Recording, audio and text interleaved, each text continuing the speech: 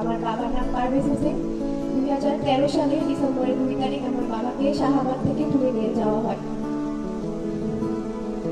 আমি 2.5 বছর যখন আমার ছিল তখন থেকে আমার আম্মু কোলে কোলে করে এখানে আসি।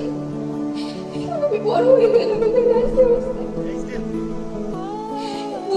এই শব্দটা অনেক ছোট, কিন্তু এর ভিতরে লুকিয়ে আছে হাজার হাহাকার, কষ্ট, কান্না।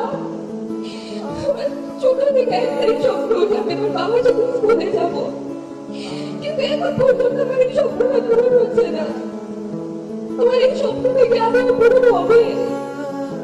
আমার ভাই কি বাবার মুখটা দেখতে পারবে?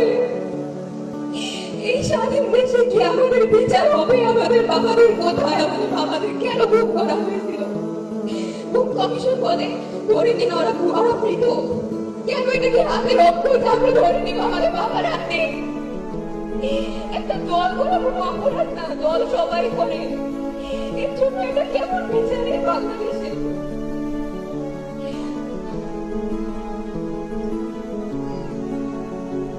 বছর যায়, নতুন বছর আসে, কিন্তু আমাদের বাবার আসে না। আমরা একটা বছরের বেশি হয়ে গেল 5 আগস্টের পর, কিন্তু আমরা একজন লোক পেলাম না।